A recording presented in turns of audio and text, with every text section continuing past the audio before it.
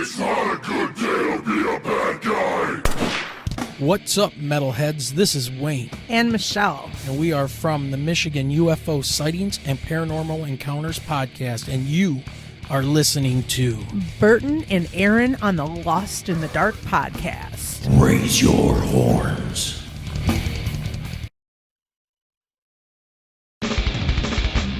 The dark. Welcome back, Crip Crow! Thank you so much for joining me on episode 202. Come the fuck on. This is insane. I'm not bearing any leads at all tonight. Tonight, we welcome back to the show for the second time our brothers over there in Wisconsin, Reflection of Flash. And this is an extra honestly, it's an extra special one for me as a podcaster and as a genuine fan, honestly. Because this is the first time I've ever had this experience where we meet a band for the first time on the show, you know, during pandemic when we can't see them live and all that shit. And then I discover that the guitarist Garret is the host of the Dipping Milk and Cookies podcast, with which followers of this show know I shout out every fucking episode. So getting to talk to them again after really falling in love with the band and really falling in love with the podcast, and then finally getting to get to talk to them again. It was a genuine honor, a pleasure, and an absolute treat. And for anybody that's been watching during this our haunted holiday season of October, you know, I've been normally when I do the shout outs, I'm doing the show, the Halloween show, which they're, of course, on. And, of course, I always shout out the Dipping Milk and Cookies podcast. So, before we dive into this fucking amazing episode of Lost in the Dark, episode 202, featuring everyone in Reflection of Flesh, let's do the shout outs. And, like I said, this is the same place I always start with, of course, our brothers in the Dipping Milk in Cookies podcast, hosted by Garret, the Cookie Commander Smith, and Mike, Master Milker Segovia. These two join these two best friends as they try to figure out this thing we call life using friends, guests, and microphones. Absolutely one of my favorite podcasts going. They have shouted us out many times. I love them to death. I look forward to every new episode. They just celebrated episode 100. Huge. That is huge. Look, we celebrated episode 100. We just celebrated episode 200. And it blows my fucking mind we ever even made it to 100. So, that, when you're doing this sort of content creation, this art form, whatever you want to call it, that is a big fucking milestone. Trust me. That is huge. So massive from the bottom of my heart. Huge congrats to the Dipping Milk and Cookies for passing that episode 100 milestone. And on top of that, they have the most amazing segments. The Master Milker Mysterious Mysteries. Just fucking dive in and figure out what that is for yourself. Just trust me. But my favorite is one. I don't know if it's my favorite. The Master Milker might be my favorite, but Mysterious Mysteries, but one that I'm like, son of a fucking bitch, how did I not think of that, is their question of the week. I love their question of the week. Every week they ask a few questions on their Facebook page, so everybody be sure to follow the Dipping Milk in Cookies podcast Facebook channel, link in the description below.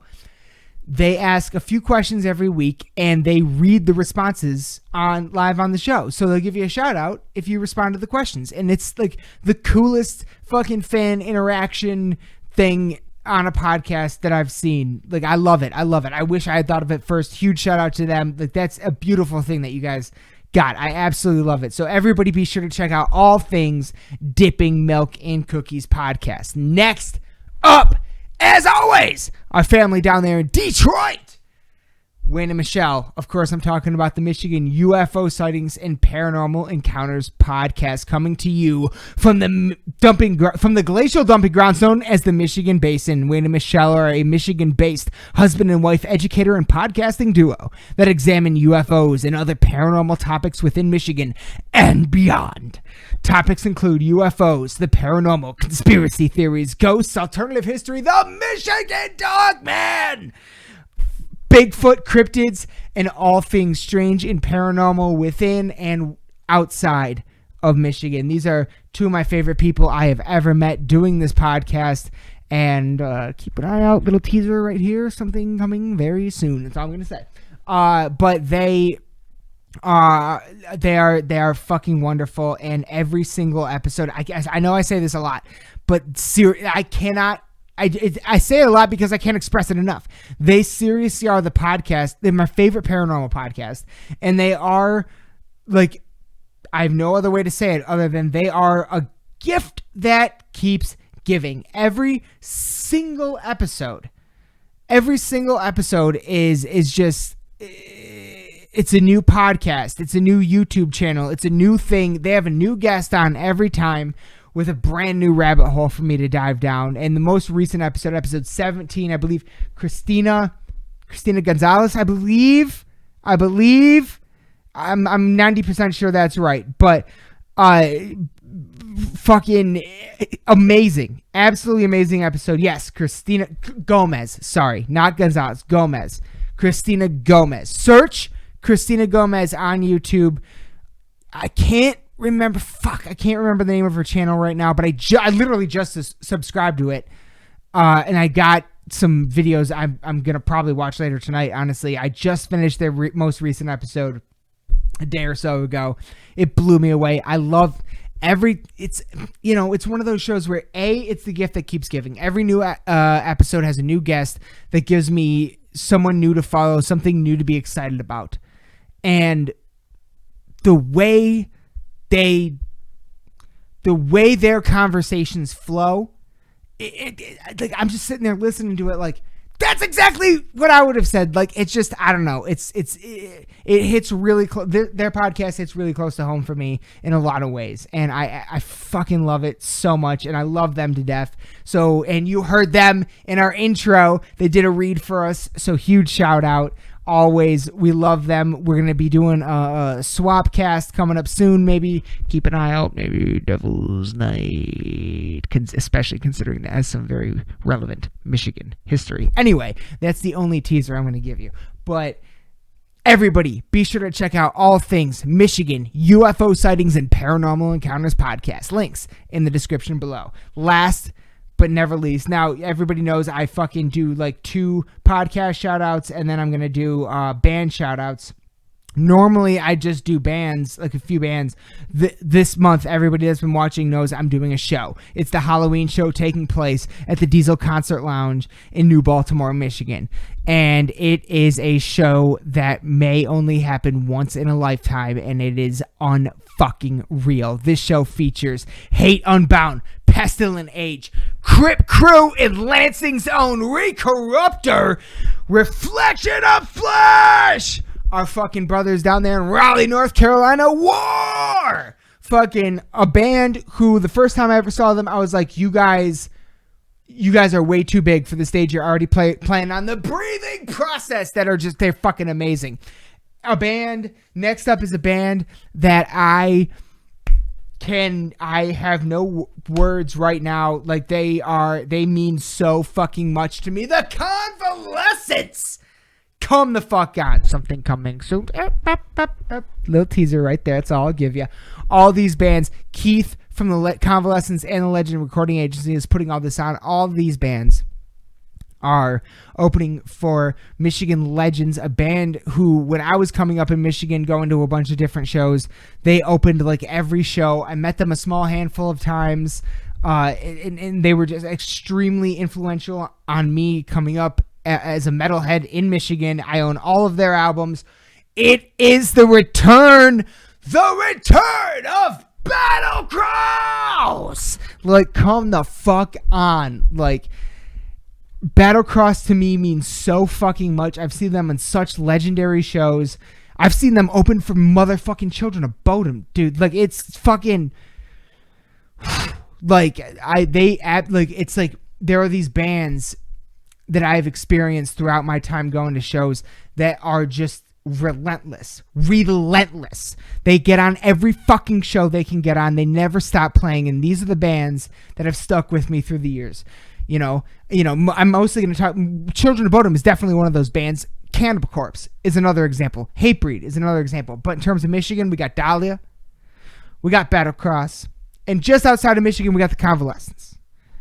Like, these are three bands that rise to the surface when I'm talking in the context of this conversation of these bands that are just fucking ruthless, relentless, and just never fucking stop. And I'm so excited that we got fucking Battlecross. They got Battlecross to headline this one. It's fucking insane to me. It's absolutely insane. And I'm beyond, like, this is I've seen the Lamech Metal Tour of the Year this year. I've seen the Slipknot Road Show. All right. I've seen a lot of fucking great shows this year.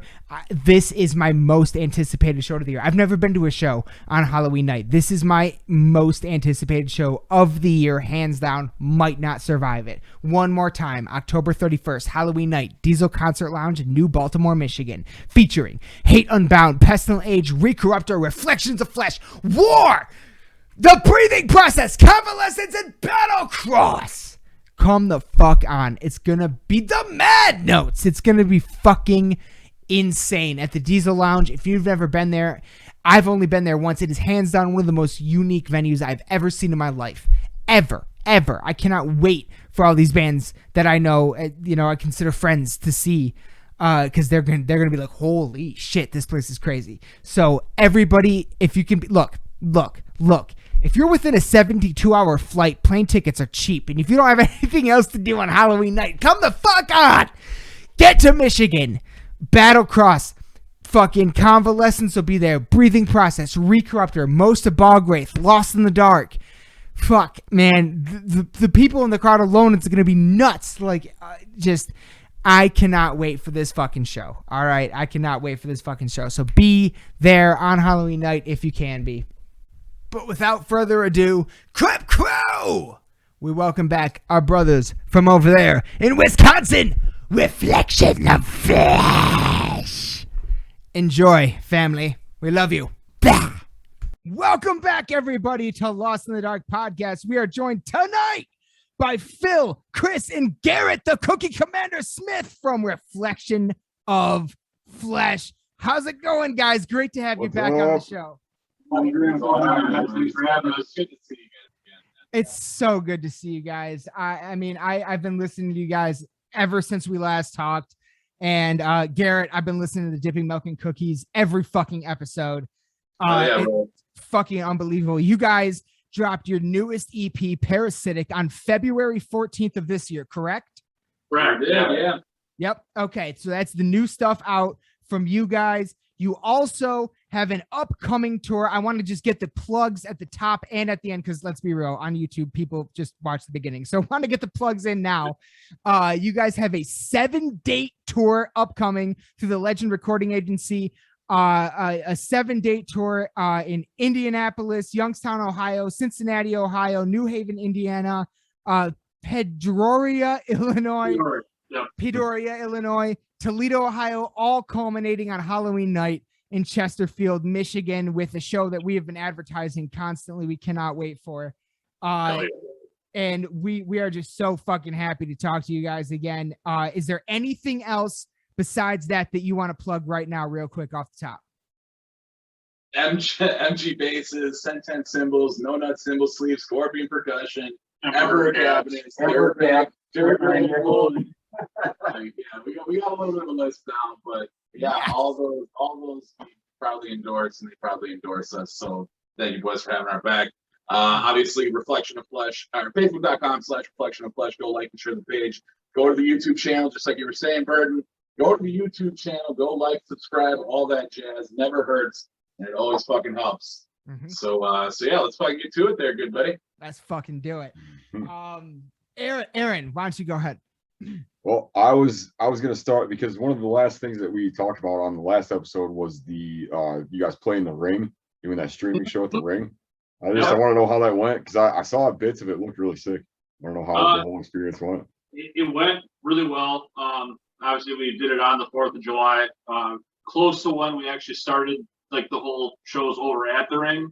I think that one was July 19th of last year, but we had our good friend Juan Mack actually open it up, and he's a really well-known hip-hop artist from Milwaukee here, been around the scene since the early 90s. Just a cool dude and puts on a good show. Yeah, it went really well. Obviously, moving from a 4-piece down to a 3-piece, we had a little bit of a little bit of work to get before we actually did the show. So I'm glad we were able to actually get it together and put the tour together too. Nice. Yeah, the ring event, Bill's debut show. I mean, it's one of those things. It went really well. First off, it went really well. There was more production to it this time around. Having Alex from Axel Strat there to film the secondary camera. We had Chris's mom, that fucking model on one of the other cameras. One of the primary cameras. Yeah, it was a blast. It was a fucking blast. And doing it on the 4th of July became advantageous for us. And like you said, Twan Mac is fucking pimp. He knows what's up when it comes to contemporary hip hop in Milwaukee. But yeah, I thought it went really well. I thought it went really, really well for sure. Phil, I mean, it was your debut show, man. It was awesome. We put a lot of work in. Everything turned out great. The production value was really nice. So overall, it was lights out. Yeah, that was one of the first things I noticed was just the production of it and the sound. It sounded really good. Mm-hmm. Yeah, Paul. Actually, the studio that Paul has besides the ring just got recording studio of the year here in Wisconsin last night. Yeah, plan production. So like Paul really knows what he's doing. Yeah, absolutely, 100%. Would you guys be like, are you trying to like record with him for the next one, or is that something that kind of?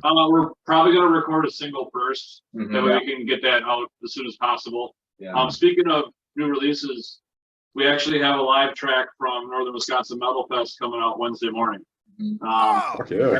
The guys up there mixed and mastered it, so it's us three doing everything with the samples and everything. It turned out really well. Yeah, the Vault from Duluth. Yeah. Jason, shout out to Jason, the main sound guy that night. He killed it. Had no idea that they had actually done like a live recording of one of the songs from the set. And you just sent it to him. Email just like, hey, check this shit out. We had a recording from Wasco's. And it turned out really well, like surprisingly well. So yeah, we're gonna release it. Yeah. Cool. Nice. That's fantastic. Yep. Yeah, so we're gonna hopefully record a single before the end of the year, hopefully by Christmas. Yeah. And then obviously we'll think about it from there. We got some ideas for other studios that we're thinking of too, but obviously if the single goes well, we'll probably stay here. Yeah. Tracking here is never a problem, but it's just sending it out to master and all that sort of fun stuff. Right. That's where it becomes a little bit more of a discussion. But at the same time, we've done 2 of the 3 albums, well, 3 of the 4 if you count the demo.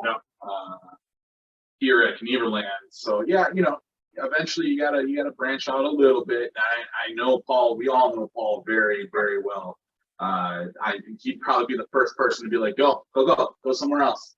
Go somewhere else. Try something different. See what they can do. Yeah, we were actually, because of the pandemic, his first session back recording here. Yeah.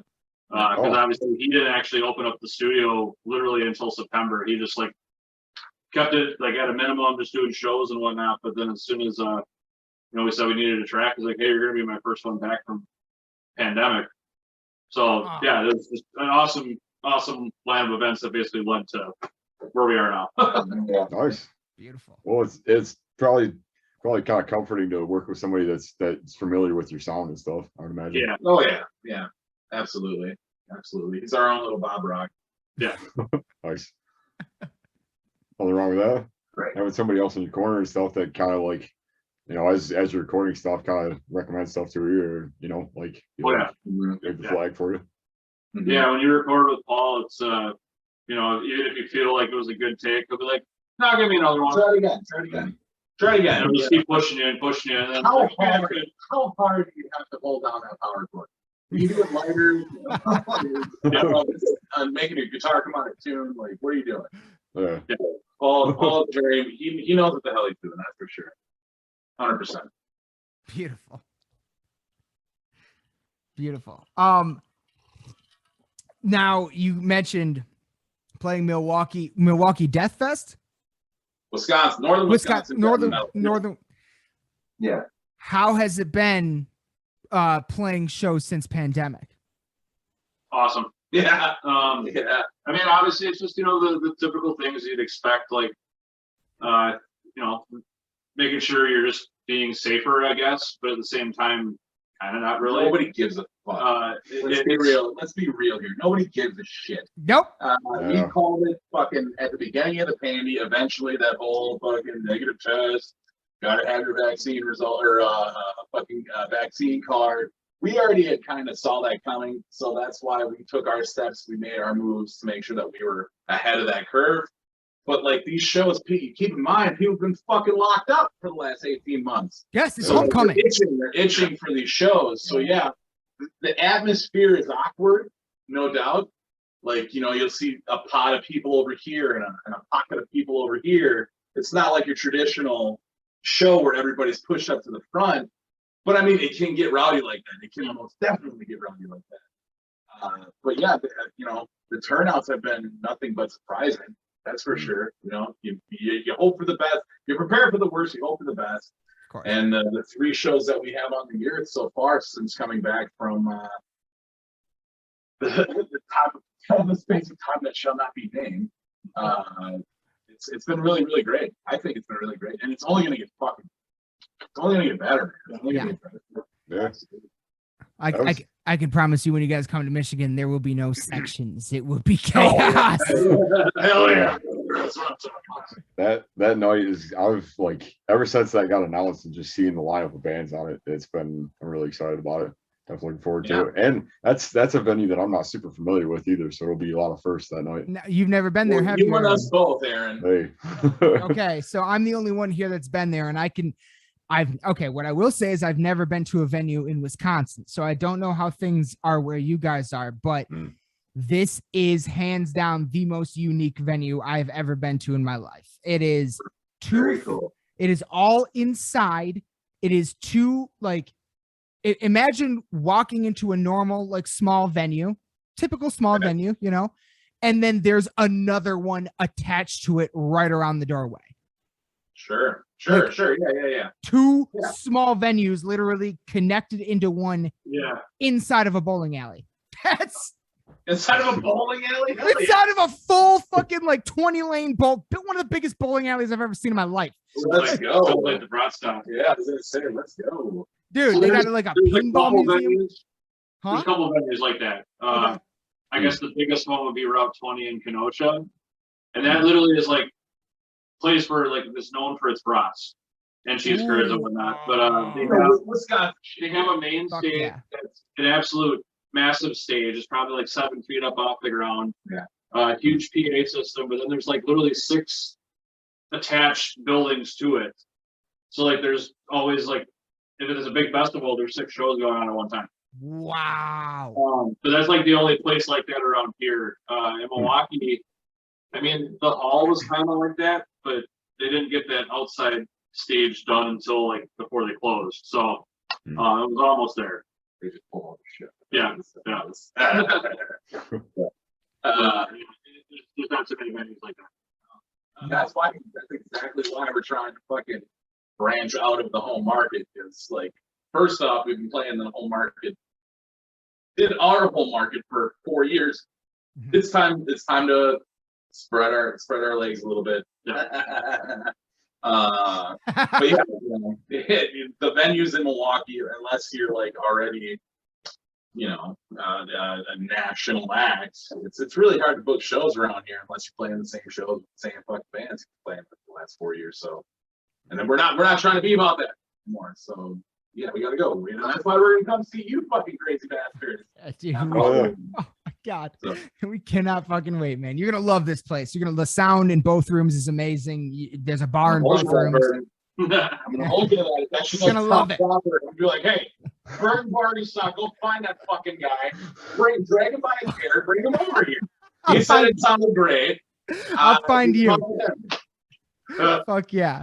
better, Fuck yeah. better not be lying about nothing. Oh, We'll no. find you. Exactly. Shit, our fucking local Lansing brothers Recorruptor are going to be playing with you guys that night. And it's, Nice. oh man, it's going to be, Yeah, I think you guys are gonna really enjoy it. One of the two rooms that are conjoined is like you walk into it. It is clearly an old movie theater. They just ripped out the seats from and put a stage in. Like, Dude. Okay, Yeah. so Bert, let me ask you this then. You say it's two venues, two smaller venues essentially right next to each other. yes. Which is the main stage? Hmm. Oh, both of you guys. Good question. Both of you guys. I mean, Aaron's Good never question. been there. Aaron's never Yeah. been there, but Oh, But yeah, so let's quit swapping. I understand what you're talking about, though. don't know. I'm the okay. If I were to base it entirely off the way it's set up, I would probably have to say the one that's in like the old movie theater room. Yeah. But both of them are about the same height off the ground. It's just, in an old movie theater, it's just set up more like This it would looks be a better. main stage, whereas the other one is kind of like there's like it's a full fucking stage. Don't get me wrong. Yeah. You have every inch of it, but it's So kind of child. We get it, man. You can say it. It's yeah, fine. it's just in a normal bar kind of Yeah. place with when that's in the first room that you walk in with that stage. That's where you can like go out back to the little back area and have a smoke or whatever. And then the other room kind of comes off to me at least as the more main stage for sure. Okay. All right. Noted. Yeah. Perfect. Sorry. Next question. And in fairness, last time I was there, that's the stage Convalescence played on. So that might add to it as well. Right on. Shout out to Convalescence, the Ledger Recording Agency. Love those guys. But yeah, moving on. Sorry. Aaron, you guys. That's my fault. No, you're good. I was kind of about it. All I kind of wanted to figure out was like, because I think I've probably been to like 3 or 4 shows, 3 of which have been a little bigger, a little outside, a little more like spread out. 2 of them being a little more like inside area and stuff. And they've all kind of had about Okay. They've all kind of had about the same reaction or the same response to it. I feel like there is a little bit of like hesitance to it as far as like, they're not, I mean, I guess it kind of depends on who you're seeing, but it's not quite as like, it feels like it's a little more reserved, I guess, in some senses. Like, Yeah. But did you die? See, no, I'm still sitting here, so And still fuck out, Spaz. yeah, and it was a great ass show. Like, after waiting almost 1.5 years to see something, like it's just, you kind of set that aside a little bit. It's like, Yeah. Garret and I were actually able to go to Summerfest the week after we played Northern Wisconsin Metal Fest. Yeah, And nice. we went and we just caught Ludacris. Yeah. Because why not? And, yeah. It was weird because like a couple of our friends like groups like played there all day. Swan actually opened and played with Big Daddy Kane. Opened up that show, yeah. And then Vincent Van Great played later.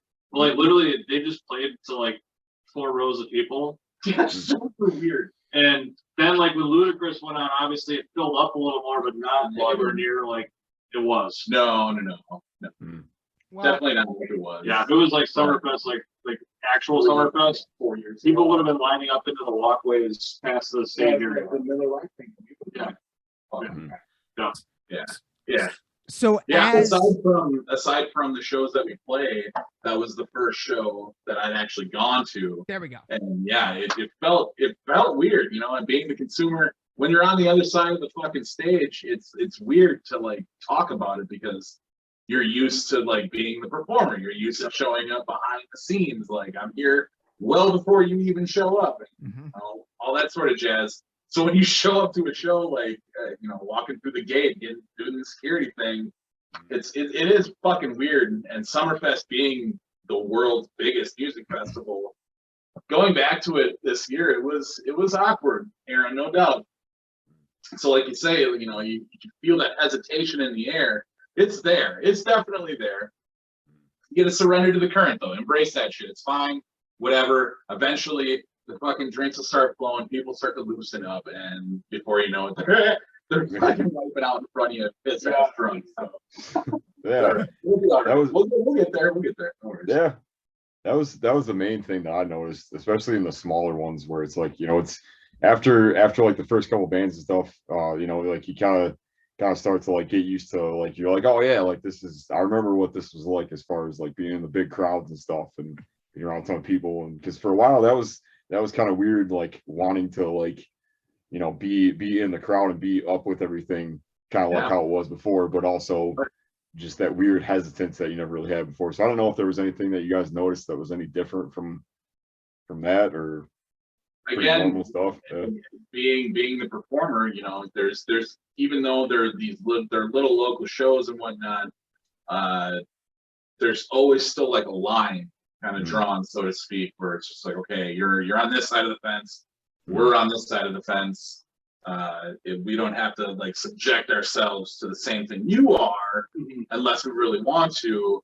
And obviously, you're just being excited to be playing shows again. Of course, we're fucking right next to you guys at the bar. Like, let's go, we're fucking doing drinking, doing shots. What's going on? Yeah. But it's a weird, it's a delicate thing, because I feel like and I do believe I can speak for these guys, we have been itching, like just almost itching our fucking faces off, getting ready to bring all this to you guys. And the pandemic threw one hell of a monkey wrench into the works. It was daunting. It's again an unprecedented thing that people had to deal with. Yep. I'm just at this point, I'm just glad that we're still alive, figuratively and realistically, and that this band is still doing what we've been trying to do. So as long as the shows, as long as we can still get booked, as long as a couple people are going to show up, like we're definitely going to be there.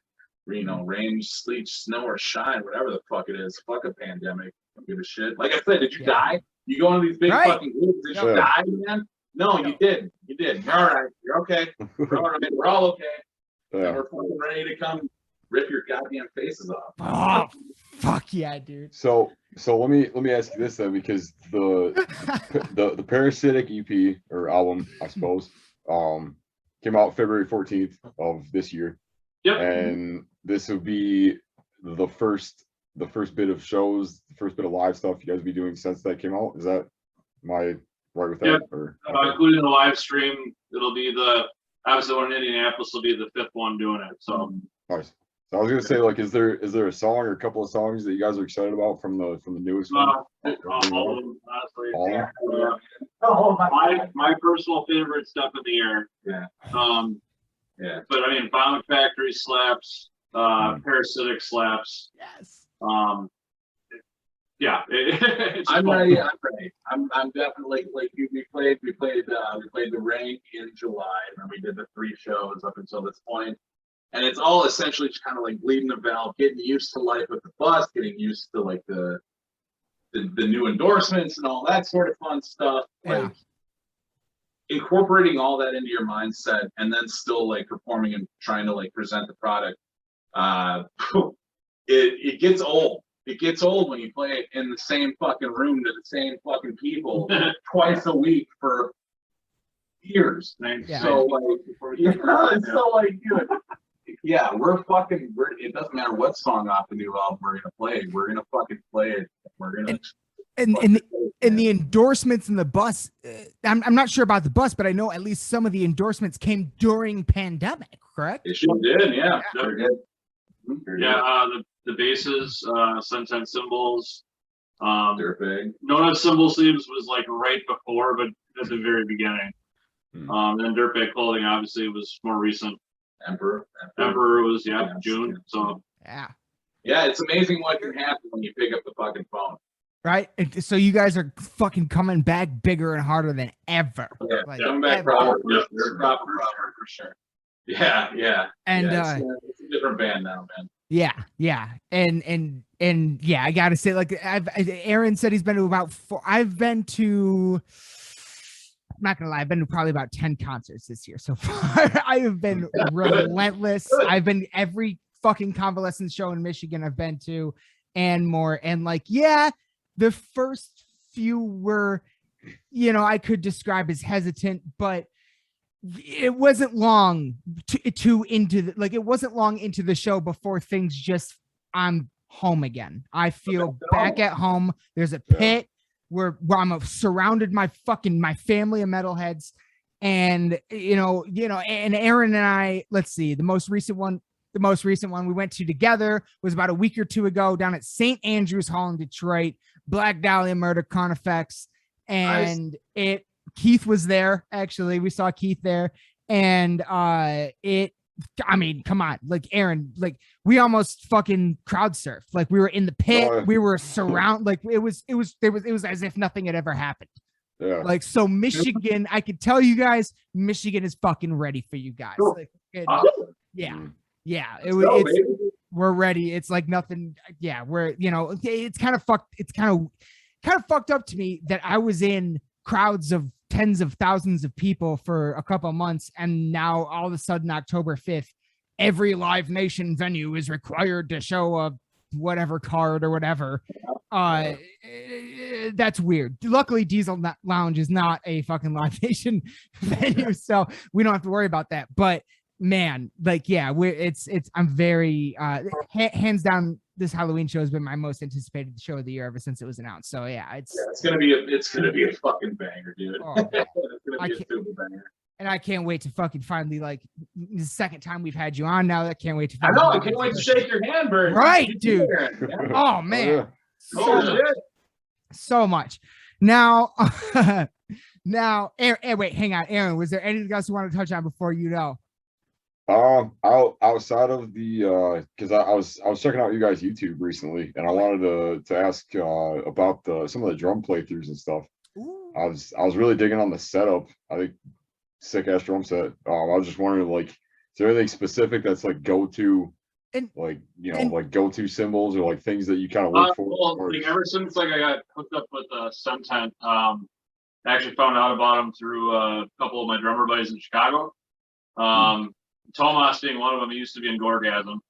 Oh shit! So like they started playing like with all these Suntents. I'm like, where the hell are these getting these symbols? And then my buddy Rick Hernandez recorded like a drum playthrough for his black metal band, and he had all these symbols. And I literally asked him, like, who do I talk to? And he's like, just talk to Arthur, like, directly. And literally, like, I sat there and Arthur built the whole set I have. And essentially, like, then what happened was I did the order, they sent it to China, they forged it, and then sent it back. So it took 6 weeks to get it, but out of that whole thing, that 21-inch heavy ride is my favorite. Oh, yeah. That is an amazing That experience. bell cuts through everything. And Yeah. like, Phil, when Garret gets back, you can account for it, but yeah, like literally you can hear every symbol. It's great. The bell is arguably the most important part of the ride symbol, I would say, probably. Oh yeah, yeah. And it's not like it's a mega bell, but it's still, I think, either a 4.5 or a 6.5 inch bell. Nice. So it's still got a good size to it, and it actually pings really nice. Yeah. I'll just say I also really love the red drum heads too. That was a nice touch. You don't really see that Yeah, too often. I actually have a blue kit too. I'm gonna probably do all blue heads on that one, like when I get to it. But that'll be like during the winter when we're not doing shows. Oh, nice. Yeah, those red heads actually like dampen really nicely. I was surprised when I mixed it with the EC2s underneath, and don't have to worry about all like bleeding over or anything like that. They sound great. So yeah. I was kind of wondering about those because I've seen those before. I guess I didn't really know like how they sounded, like how they held up. Yeah, they're definitely like they're thicker heads. Mm. So like obviously they do dampen the hits a little bit. Okay. But once they loosen up, they sound great. It's there. I have to give those a shot. It's pretty cool. Plus they look great too with everything else. Yeah. So red on black. Yeah. Yeah. And did you record most of those drum playthroughs in the ring? Those all were in the ring. All were in the ring. Nice. Yeah, we all in one day. Yeah, all in one day.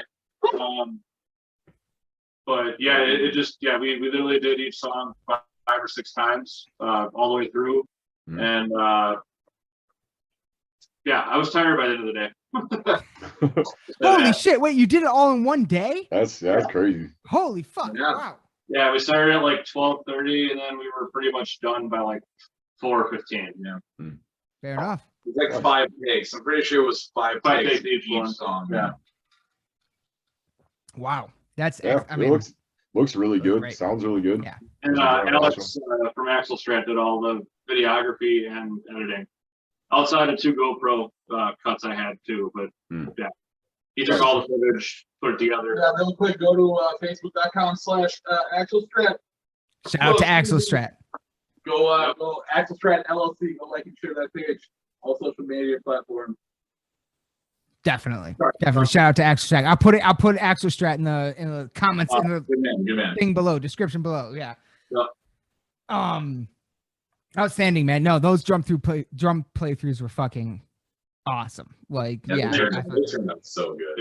yeah, they really did. They really did. So I don't know if you guys remember or not. Now we are, of course, here in the the haunted holiday season, if you will. We're leading up to your tour that ends on Halloween night here. Like this is fucking, and I know Garrett, this is your favorite fucking time of year, my friend. I know that.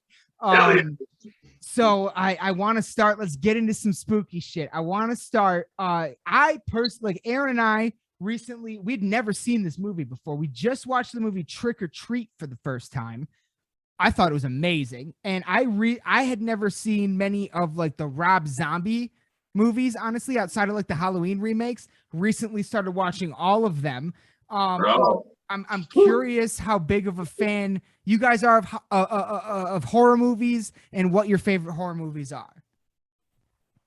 Well, you kind of already know where I stand, so I might a little bit. The same name for last. I mean, obviously the classics, but some different ones too. I remember like one of the first ones I watched like, growing up. What? Go ahead. Well, what are the classics to you, though? You know, like The Shining, Halloween. Okay. Pretty much those two. I mean, I'll watch other ones, but those were the only ones that drew me in a little bit. Fair enough. But some of the more like ones you don't hear about. This one, it's called In Dreams, where this I think it's Anne Hatcher, like dreams shit, and then it happens, but it's like people dying. So like she goes to sleep, and then like it conjures off of her dream, and like happens around her. Ooh. Yeah, this came out like in the 90s. It's a mind fuck movie. Yeah, I like that. Yeah, that one's driving. Phil, what about you, buddy? Anything with like Halloween kind of stuff, it's kind of like 1 and 2 and all the sequel stuff and all that, and like a lot of the Rob Zombie stuff is cool, so I dig all that. But a lot of the classic stuff, like Chris said, all like the Shining stuff, and I recently got this thing. It's called Feast 1 and 2, where they're trapped in the bar, and then there's things trying to get them out of the bar. It's called Feast. It's like a big sequel, like 1, 2, 3, and 4. It's pretty decent, It's really good gory horror shit. You know what I mean? I always ask when it comes to horror stuff. I'm gonna hijack your show for a second. Go. There's a horror questionnaire always, because like I got fucking dipped into that vat of oil really young. So like, do you prefer psychological or like physical horror? Which one do you prefer? Psychological. I like ripping. Physical, when they're ripping the body. Go ahead, Sorry, Aaron. No, go ahead, Aaron. I was gonna say I'm a mix of both, but I guess I'd fall kind of more into the more psychological stuff. Stuff that kind of sticks with you. I like some good gore. Don't get me wrong. I'm definitely more psychological. I love, like, if you've ever seen the Adrian Brody movie, The Jacket. That's one that I fucking love, like stuff like that. Okay, so then you ask, do you like more of the demonic possession sort of stuff, or again, like the guy kind of knocking on your window, like I'm a stalker kind of shit? It's a very important question, so let's reverse it. Now, Burton, you answer. What do you got? I mean, those two options, I would say on the psychological side, like as opposed to the guy tapping on the window, but I would also include in that I mean, I love stuff that gets really ethereal, like if it has anything to do in any way with not necessarily time travel, but things happening congruent in different timelines, kind of like The Haunting of Hill House on Netflix, stuff like that. Oh, I fucking love Okay. that shit. I can dig on that. You know, that kind of thing really draws me in, and so do anthologies. Okay, Aaron. What were the two that we were in question? So, do you prefer like more of like a demon possessing, a demon kind of like haunting, or like a guy that's tormenting you, like somebody like a stalker that's just always fucking there? I'd probably say more of the stalker route, just because a lot of the stuff that I kind of grew up with. Well, hey, well, hear me out though, because a lot of the first like horror movie stuff that I got into was like the slasher stuff, man. Yep. Like that was. Yeah. Okay. So yeah, I can agree on that. Yeah. Yeah. Okay. What about you guys? Real quick. Possession. Possession. Yeah. Yeah, a mix, kind of like possession. I was gonna say I have to lean towards the ghost, the demon stuff, because anybody can be a fucking stalker. But like that, the possession stuff, there's always like you can be a little bit skeptical when you hear about it, when you see it. Some is better than others, but there, I feel like I'm just really hijacking this. No, you're good, buddy. You're good. I love it. To answer your question, to answer your original question, I grew up on all the fucking slasher flicks, Jason, right, or Mike Myers, Freddy Krueger, Giles. But I grew up on all of those, so that's why like I lean personally more towards like the jump scare kind of movies, the jump scare kind of stories, because I have seen fucking everything. So it's nothing really new. The story isn't really anything new. It's just the angle in which you're going to tell the story, and that's what gets me now. Yes. That's what gets me. So yeah, if you can tell the same story but in a different way, Yes. it's gonna make you go, oh Jesus Christ. Then that's a good one. That's a good one.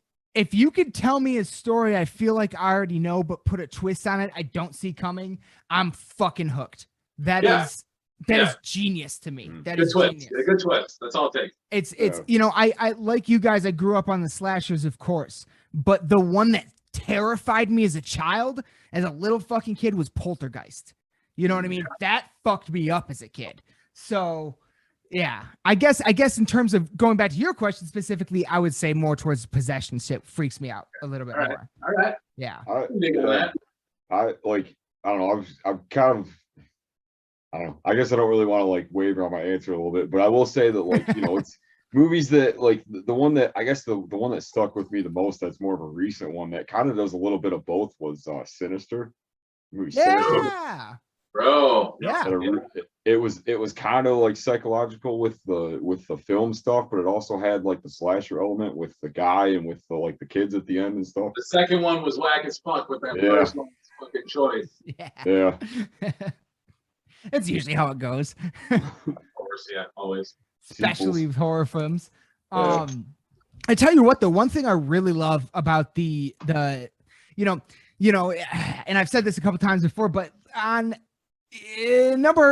God damn it, I don't even remember how long ago, but a while ago, Martin Scorsese was misquoted saying that Marvel movies are ruining cinema. That is not what he said. That was a misquote. What he was saying was that now everybody goes to the movies for a giant spectacle, and nobody really goes to the movies for like that ground level movie, that like just kind of a more normal but extremely dramatic story like Scorsese does often.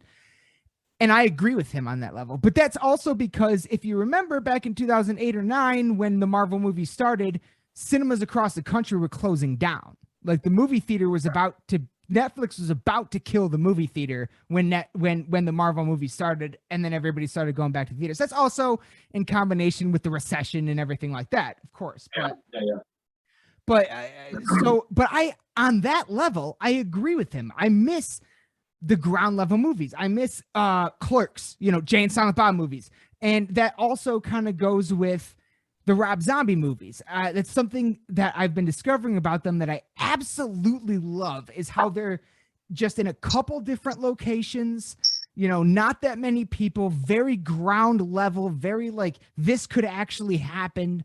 You know, that's something that I've really been gravitating towards a lot lately. The word you're looking for, Bird, is originality, man. Okay. Originality. Yes. No more original movies being made. It's Yes. all off the material. It's all off the source material. You're right. All the superhero shits, which is like, I don't know, 45% of the fucking market.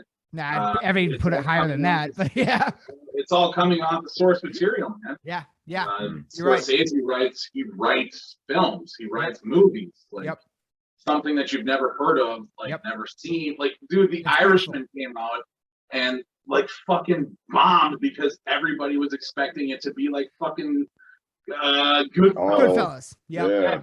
Like, dude, I don't get me wrong. I watched The Irishman. That's Yes. a fucking long ass movie. Pretty But long. it was entertaining. It was a Scorsese flick for sure, no doubt. I enjoyed it. But yeah, you know, that's just the fucking world we live in right now. You know, it's the world of the reboot, the reboot of the reboot, and yeah, original movies they're hard to come across nowadays.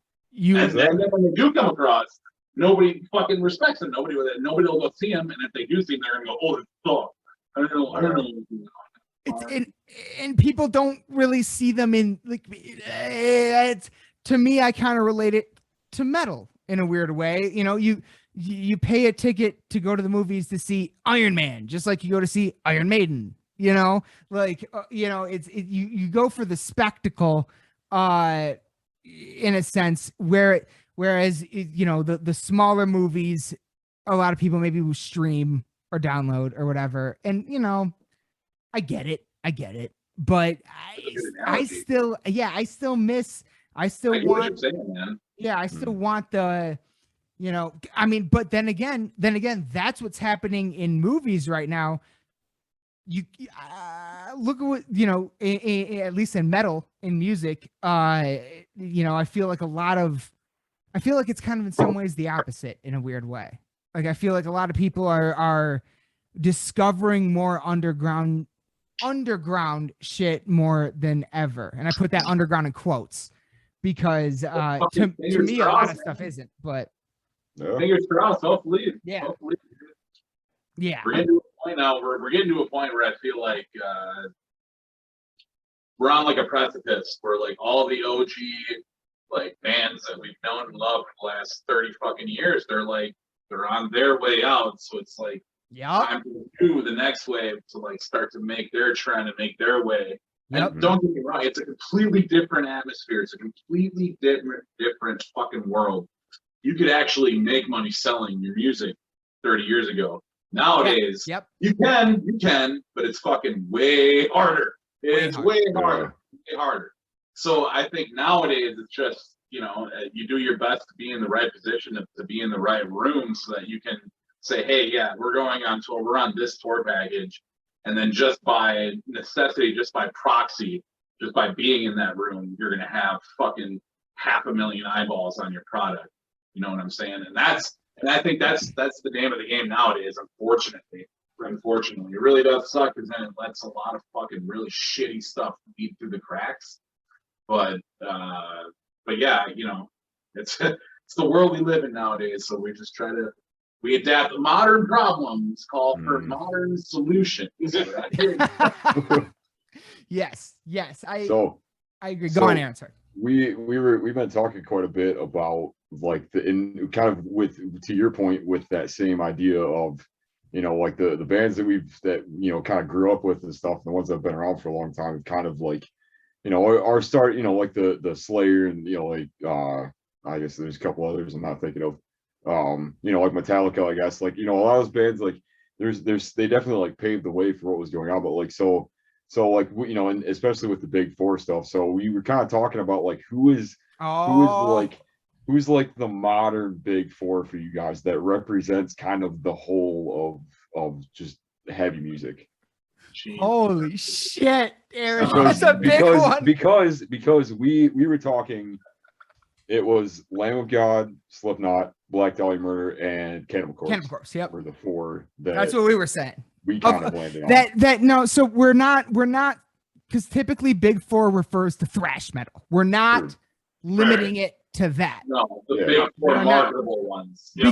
Because to us today, yes, we have a million different subgenres, of course, but at the end of the day, it's all fucking metal. Yeah. So what four The ones that bands just do touring. best represent all of it? Right. You know? I would have to agree with Lamb of God and Slipknot, 100%, no doubt about it. Killswitch should be in there. Okay. Definitely. They were one of the fucking pioneers of like, well, I don't want to say new metal, but like definitely metalcore. It was like Yeah. Yep. Killswitch, In Flames, All That Remains, maybe. They're in the conversation. But definitely Killswitch. Killswitch is at the top of that list for sure in my eyes. So Lamb of God, Slipknot, Killswitch, and I won't disagree with Cannibal Corpse just because they've been doing it for fucking 30 years now, 30 plus years, and they're still ripping. Yeah. Like, I mean, you can't go wrong because that kind of basically covers the board, in my Right? opinion. In my opinion. Yeah. So that's my answer. I don't know what you think. I'd have to include Gojira just because Okay. where they started and where they've come, they've changed quite a bit. And how influential they are. Yeah. They're incredible, and they draw a lot of crowds. Like they're playing in Madison, the 5th, the 6th. So if we're off, I'm gonna go to that. Yeah, they rip. If not Cannibal Corpse, Obituary. Yep.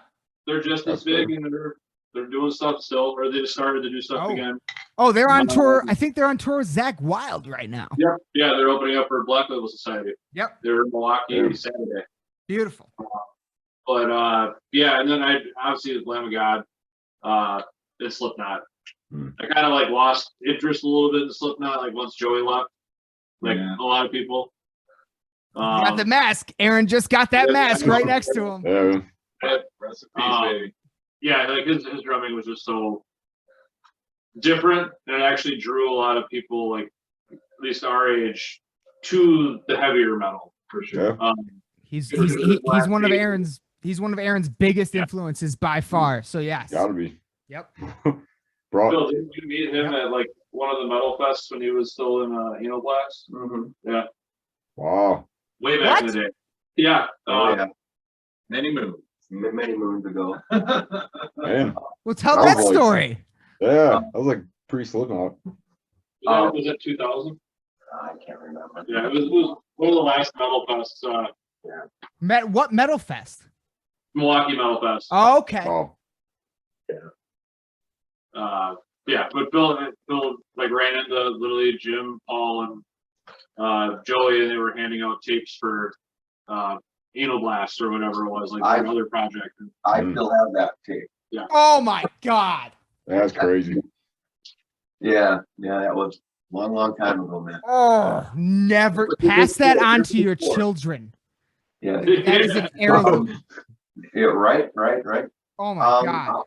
I would have to say my big four would probably be Black Veil Brides, Woo! you know, stuff like that. You know what I mean? What was the second one again? Sorry. Great. Oh, they were just in Michigan 2 months ago. Yeah. And they put on a very, very, very good show, and they're tight, and everybody's pretty decent. You know. Two. Okay. I would have to say probably Gojira. Them guys are lights out, man. I'm telling you, from start to finish, them guys got everything going on right. Last but not least, probably, boy, I don't know, man. You know, it's like there's so much good music out there right now. You know what I mean? I don't know. I would probably have to throw Slipknot in there. You know, I've been listening to them for so long, and like everything with Joey and Jim Root and all them guys. Them guys are all solid players. You know, and I respect that whole thing that they created. Hey, you gotta remember, man, that they created all that stuff in Iowa. Yeah. You know, way back in the day. Right next to you guys. Yep. They had different vocalists, and all kinds of stuff, different guitar players and all stuff like that. And I give them 100% credit on that whole thing, So. Okay. Okay, you said Black Veil Brides. Now, Yeah. I'm not terribly familiar with Black Veil Brides, I have to be honest, but I am very familiar with something having to do with them. Now, I'm not sure if you're aware. Have you ever heard of the show Paradise City on Amazon? Paradise City on Amazon. No. Or a film called American Satan? No, You never heard of? Okay. I've heard of that. Okay. So I don't know if you've ever heard of a guy. His name is Ash Alveston. All right. He's the owner of Sumerian Records. Okay. And he actually recently acquired the rights. He is bringing back Mayhem Festival next year. He acquired the rights to Mayhem Festival. Oh, awesome. He's bringing it back. Yeah. Mayhem Festival will be back in 2022. Ash Alveston also created a movie called American Satan, which is basically a modern day take on the story of Faust, the artist that sells his soul to Satan. And in that movie, it stars the lead singer of the band. The band in the film is called The Relentless. The lead singer of the band is the lead singer of Black Veil Brides. And he also carries that part into the television show. It has one season on Amazon Prime called Paradise City. I cannot recommend them enough. I absolutely fell in love with them, but both the movie and the show over the pandemic. And I had never really listened to Black Veil Brides before that. But the Relentless, the band from the movie and the show, has released 2 albums, and I fell in love with the dude's voice. And so like I've still not done a deep dive into like Black Veil Brides or anything, but if you like them, I cannot recommend that film and that show, American Satan and Paradise City, enough. They're both all on Amazon Prime, I believe. And if you like them, you're gonna like that. Yeah, it's really cool. It's a modern day take on selling your soul to Satan for music, and it's fucking awesome. It's really good. Yeah, right? Woo! Yeah. Now I don't know if you guys remember or not, but I kind of end. I always end the episode whenever I have someone new on. And last time was your guys' first time being on. I always end it with the paranormal question. And you guys said that question could be a whole nother episode. So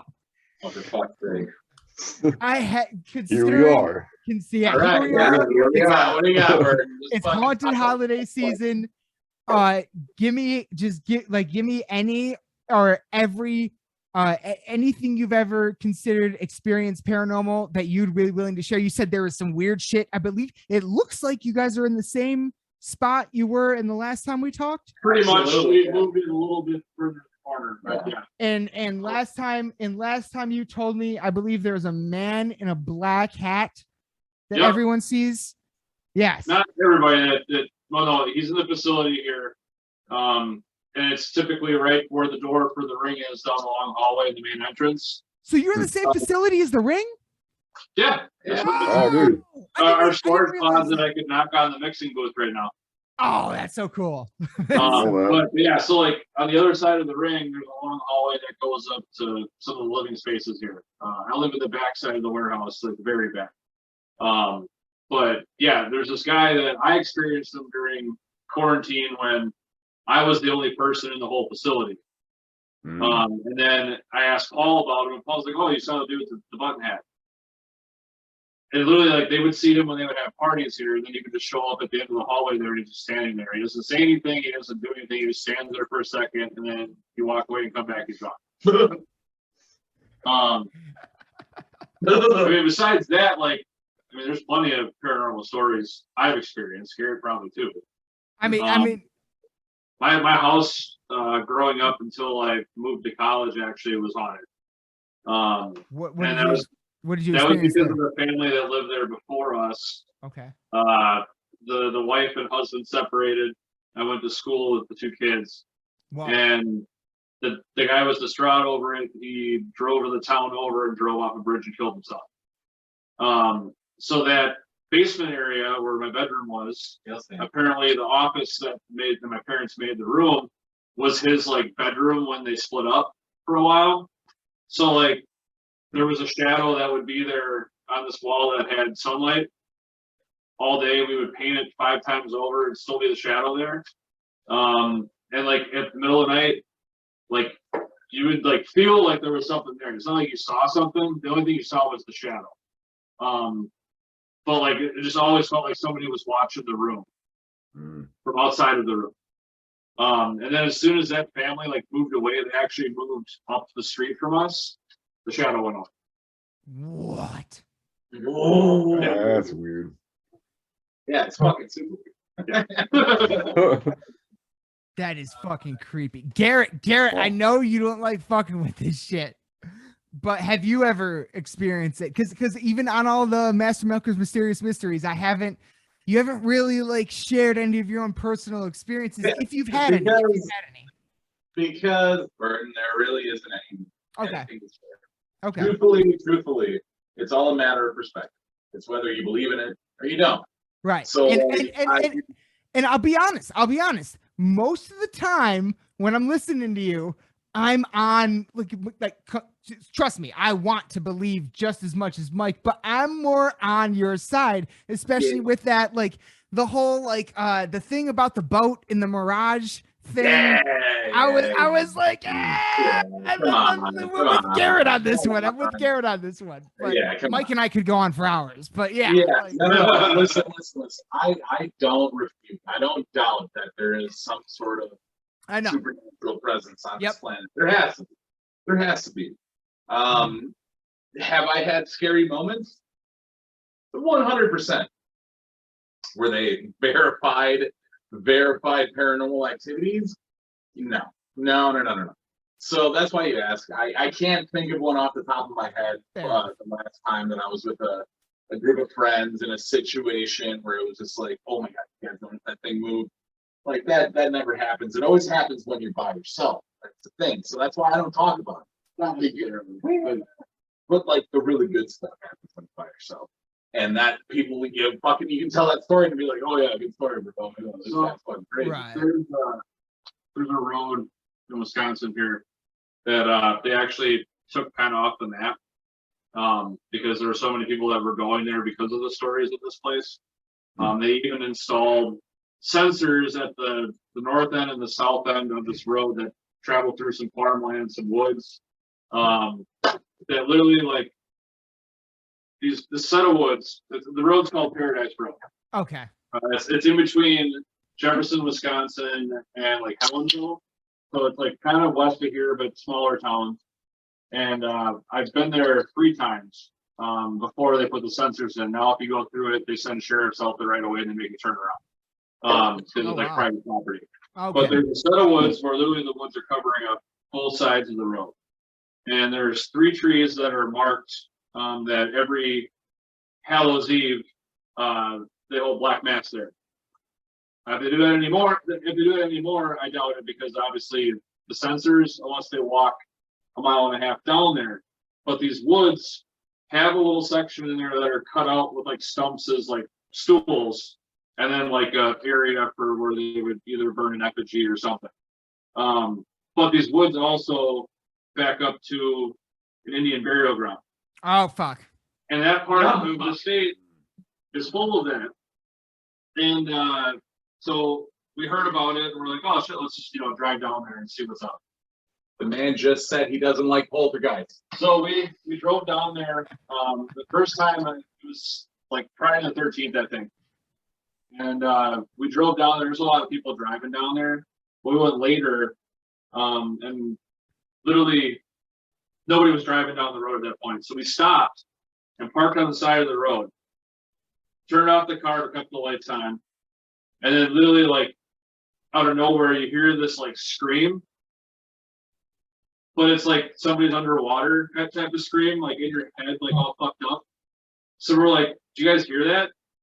And literally then like shadows were going in front of the headlights, thumping under the car. We turn the car on, we go a little forward, stop, do the same thing. Thumping under the car, turn it on, move it forward. Then we kept the car on and we looked over at the woods and there were like these little fucking shadow guys running in between trees and like in the trees. Okay, Wow. we got over there. Yeah. I think it was the following like winter or like almost winter. It was like just after Halloween, and we decided to actually get out and go in the woods. There is a lot of shit in those woods, and that was the time where we had 6 people, and all of us like ended up running out of the woods because we got to the Indian burial ground, and there was a shadow figure that was probably about 7 feet tall that just popped out and like growled, took off. God damn. Got to the edge of the road, and like one of my friends like said he tripped, but all of us got on top of the embankment before he did.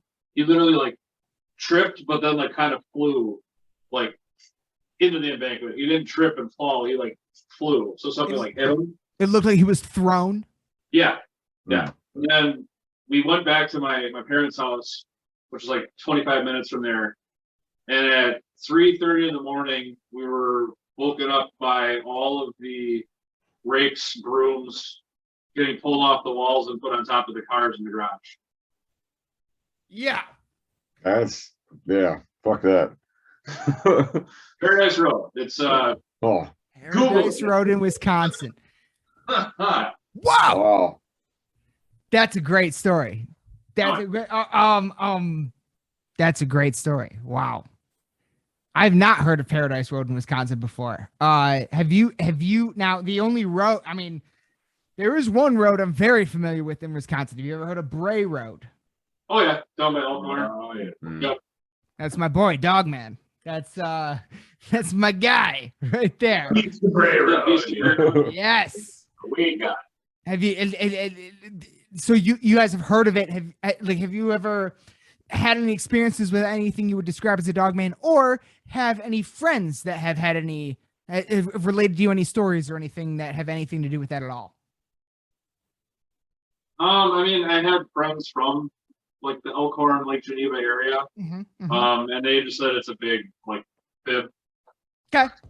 Essentially, like they were saying, like somebody actually had like an animal sanctuary there or near there. Oh. And the sanctuary supposedly had wolves living there. Okay. So honestly, it could just be, you know, I mean, yeah, with the on its like hind legs running around, fuck me. But like, I could see like a wolf getting out and somebody just, you know, being like, holy shit, like this big ass fucking thing was in the woods. Because wolves are huge. Yes. Oh, wolves yes. getting down can literally be like 4 to 5 feet tall sometimes. So like they're just big animals. So if it was like that, who knows? But now, what I mean, the one thing I will say about that story is that there are actual police reports about things that have happened there. But you know, wolf sanctuary. But at the same time, I feel like I don't know. I mean, like Michigan, Wisconsin. I feel like, you know, Ohio, Illinois. We're all very fucking similar in a lot of ways, and I mean, I feel like we'd all be able to recognize a wolf pretty easily. oh yeah. You know, like. But some people wouldn't be able to. Yeah, that's probably true. Why? That's why you got so many Bigfoot stories. Everybody thinks they saw something. They didn't. I don't know. See, I want to believe. I want to believe. That's my problem. See, now I'm being like Mike. Phil, do you have any paranormal anything? That was basement. What was that? Not really. I mean, like me personally. Yeah. No. Well, you know, my mom, when we were growing up, my mom's house lives next to a cemetery. Oh shit. That's. I mean, like literally right by her yard, and it's pretty big and stuff like that. But yeah. When we were kids, we used to go over there when they were digging the pit for the bodies, where they put like the coffin in, stuff like that, and all the headstones and everything else. We used to go over there, stuff when they were digging them. Other than that, that's the only weird stuff that we ever done. We like jump in the hole. You know, like wait, what? You know, we jump in the hole, stuff like that. Oh yeah. Hey, the fuck on! You jumped in a grave hole? Sure. Oh You can't just like gloss past that. But That you know, is so they, like, metal. you know, they have like the big, like, you know, like all like the mausoleum stuff and Yeah. all engraved from like 1600s, 1700s, all Oh. kinds of stuff like that. You know, it Oh, was, so this is a crazy old cemetery. oh yeah, a lot of creepy Okay. shit going on there. Oh yeah, Okay. well, you know, when we were growing up, all the kids that were older from us used to party in there, right? And they would run through the gravestones and all kinds of stuff and do some really wicked shit up there, you know. And we were like, "Fuck, man, that's crazy." But then Halloween night was the big one, you know. And oh yeah, it was Fucking major. oh yeah, yeah. And you never knew what was happening, you know. You just never knew, and it's just that's definitely weird shit. You know what I mean?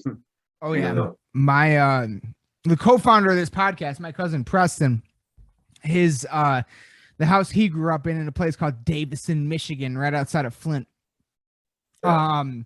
He was his house, his childhood home was across the street from a cemetery, and his house was pretty fucking haunted. You know, there was this one story that pops in my head right now is one that he tells where, you know, like right when he first moved in, so not everything's set up yet or anything. You remember like those big old school like fucking oval mirror, like the mirror on the wall from Snow White or whatever. Yeah, like that big fucking oval mirror, like that style of mirror.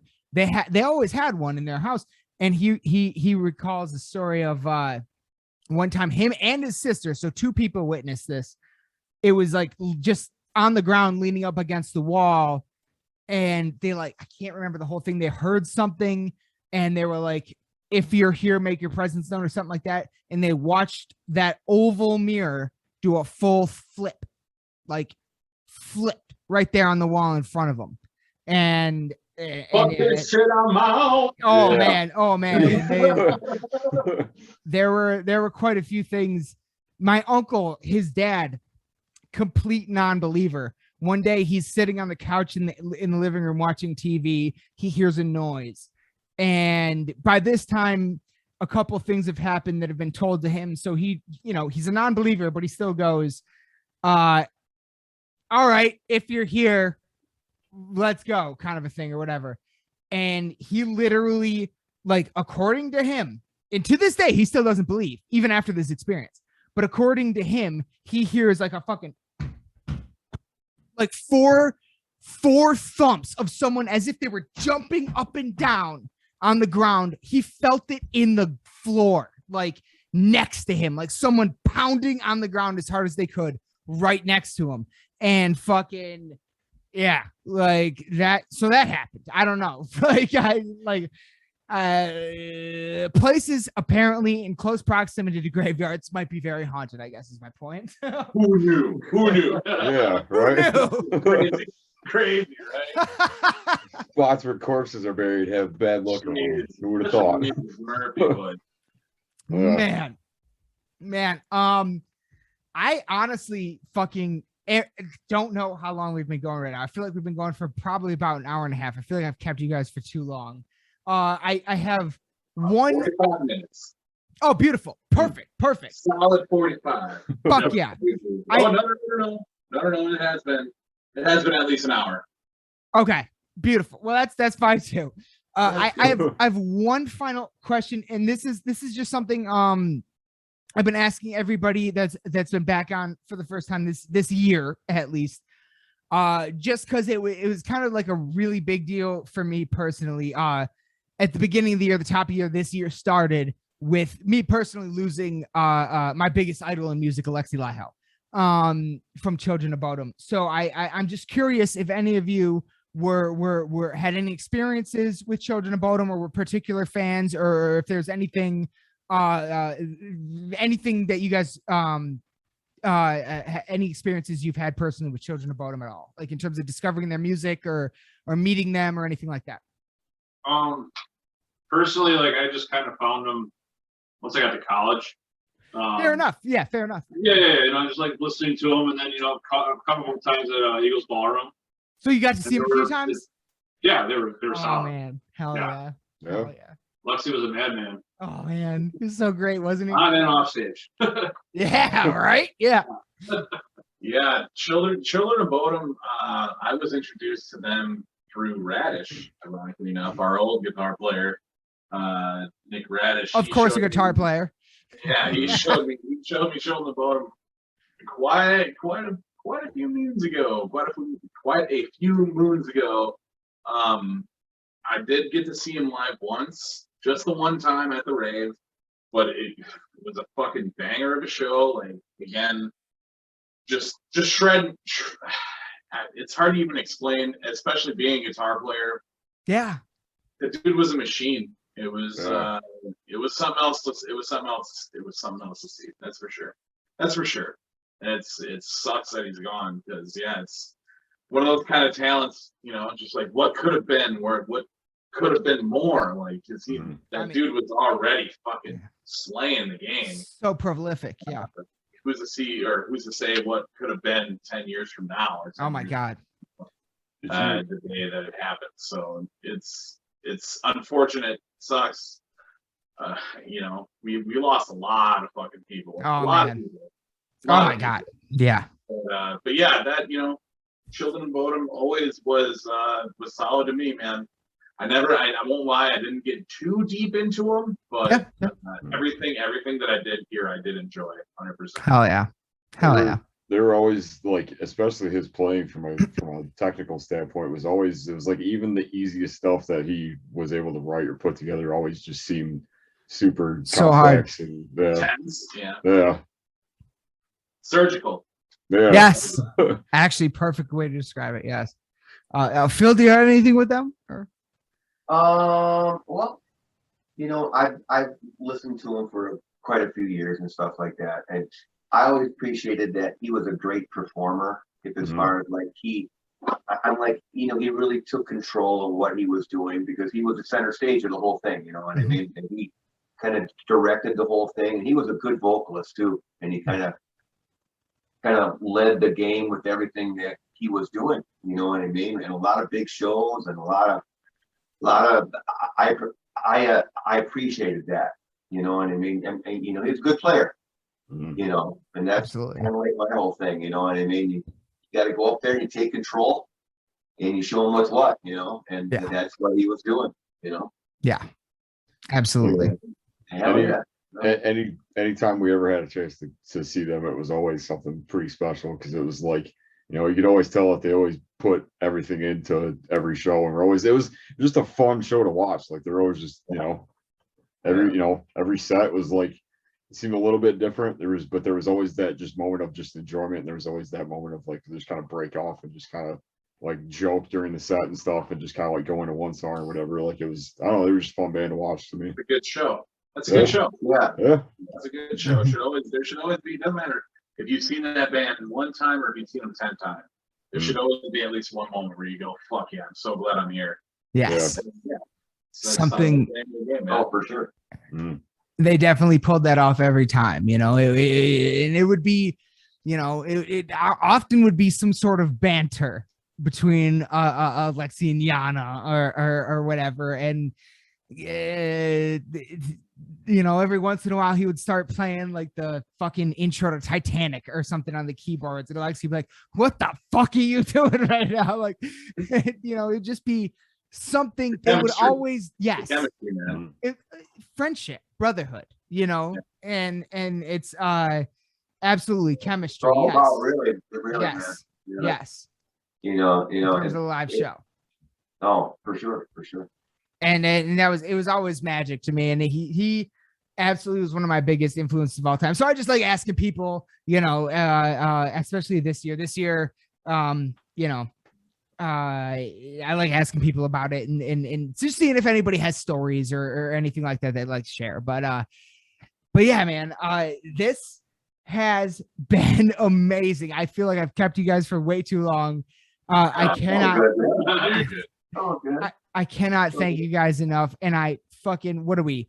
13 12 or 13 days from Halloween. Like, Yeah, Like that. a couple weeks out.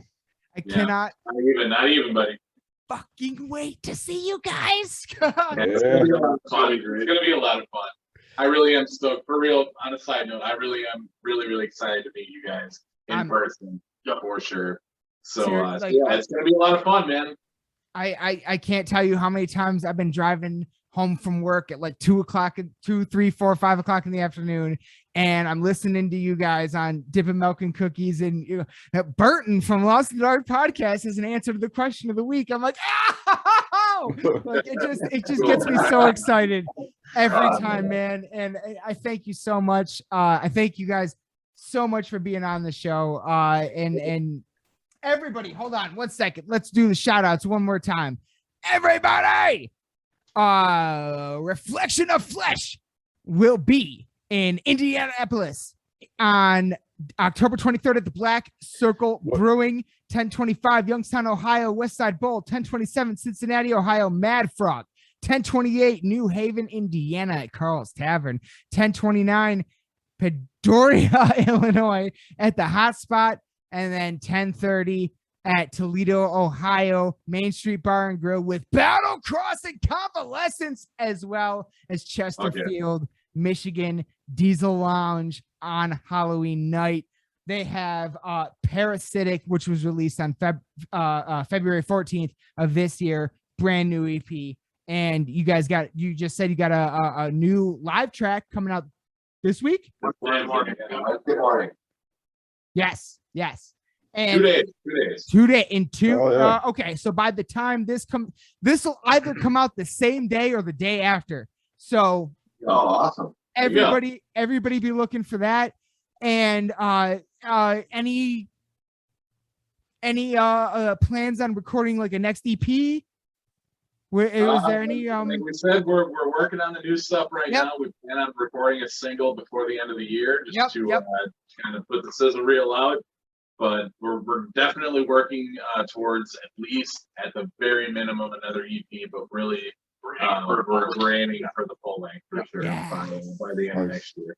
So yeah, just keep your ears open, man. Stay tuned. Facebook.com/DippinMilk or Dip. I'm sorry. Go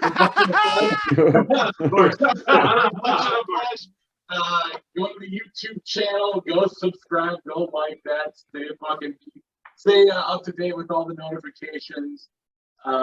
You fucking nailed it with the shows. What else? MG bases, no nut cymbal sleeves, Scorpion percussion, Sunset cymbals, Pepper Cast, Dirtbag clothing,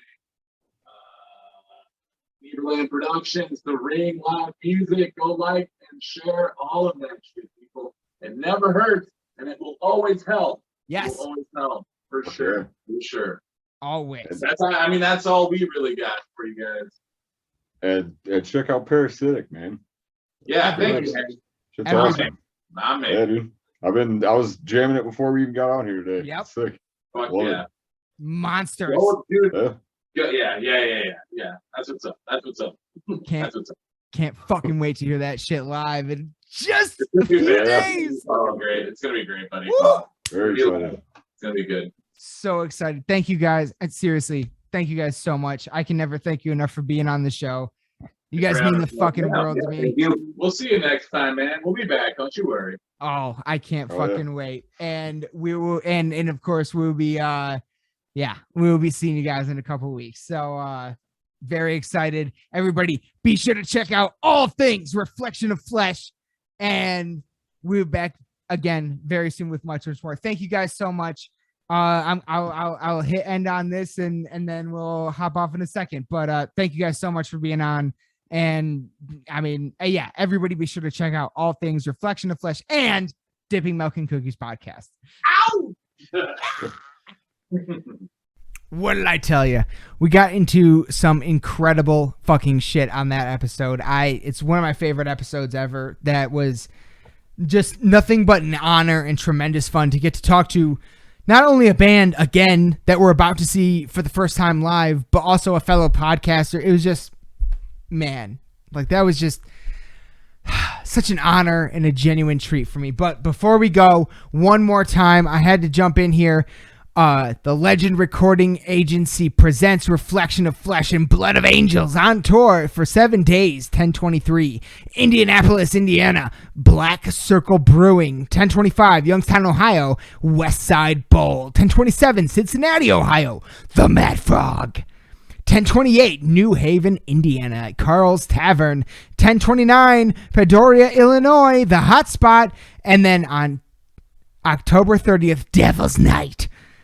In Toledo, Ohio at the Main Street Bar and Grill with Battle Cross, and then all culminating on Halloween night in Chesterfield, Michigan at the Diesel Concert Lounge with everyone, including us, and Battle Cross, and Convalescence, and Breathing Process, and War, and Recorruptor, Pestilent Age, and Hate Unbound on Halloween night.